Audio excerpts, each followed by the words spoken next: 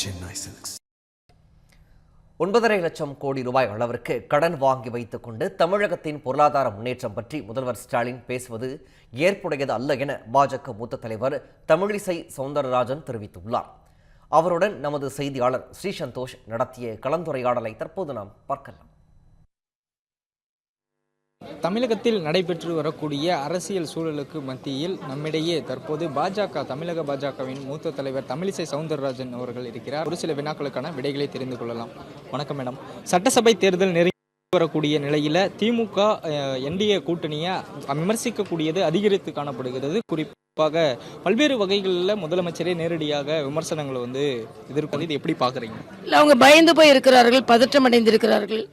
தேசிய ஜனநாயக கூட்டணி வெற்றி பெறப் போகிறது என்பதை நன்றாக புரிந்திருக்கிறார்கள். அதனால தான் ஒரு பதற்றம் காணப்படுகிறது. அது மட்டும் இல்லை, அவர் சொன்னதை காங்கிரஸே கேட்க மாட்டேன்றாங்க. கூட்டணி ஆட்சி இல்லைன்றாரு, ஆனால் மாணிக் தாக்கூர் கூட்டணி ஆட்சி வேண்டுன்றாரு. ஆக அவர்கள் வெலவெலத்து போயிருக்கிறார்கள். அவர்கள் ஒரு பதற்றத்தோடு காணப்படுகிறார்கள். தோல்வியை அறிந்திருக்கிறார்கள் என்று தான் சொல்லணும்.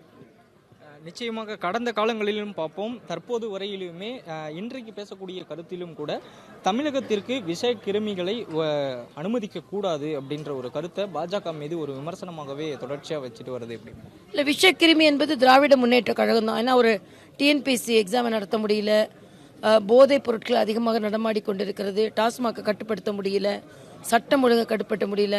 விஷக்கிருமிகள் என்று சர்டிஃபிகேட் கொடுக்கறதுக்கு இவங்க யாருன்னு நான் கேட்குறேன். அதனால அவர் சொல்வது எல்லாமே மக்களின் மேல் ஒத்துக்கொள்ளப் போவதில்லை.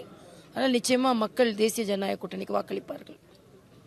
அதிமுக ஆட்சி காலத்தில் பாதாளத்தில் இருந்த பொருளாதாரத்தை இரட்டிப்பளவு செய்தது திமுக தான் அப்படின்றத பெருமைப்படுத்திக் கொள்ளும் விதமாக முதலமைச்சர் அவர்களிடையே தெரிவிச்சிருக்காரு. இல்லை, அது இந்திய பொருளாதாரம் என்று 3வது பொருளாதாரமாக வெற்றி நடை போட்டுக் கொண்டிருக்கும் போது தமிழகத்தின் பொருளாதாரம் எதை சொல்றாரு? 9.5 லட்சம் கடன் வாங்கி வச்சிருக்கிறது சொல்றாரா?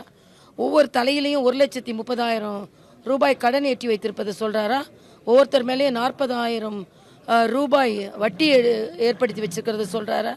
அதனால பொருளாதாரத்தில் எந்த விதத்திலையும் தமிழ்நாடு முன்னேறி இருந்தால் 5.5 லட்சம் இருந்த கடன் 5 ஆண்டுகளில் 4.5 லட்சம் சேர்ந்து 9.5 லட்சமாக ஆவதற்கு வாய்ப்பே இல்லை. அதனால் தமிழகம் பொருளாதாரத்தில் முன்னேறி இருக்கிறது என்று சொல்வது சரியான கருத்து கிடையாது.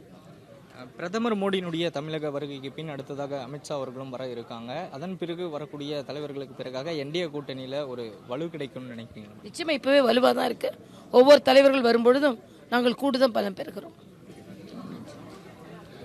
பல்வேறு கேள்விகளுக்கு சுவாரஸ்யமான பதில்களை கொடுத்திருக்கிறார். தமிழ் ஜனம் செய்திகளுக்காக ஒளிப்பதிவாளர் லோகேஷுடன் செய்தியாளர் ஸ்ரீ சந்தோஷ்.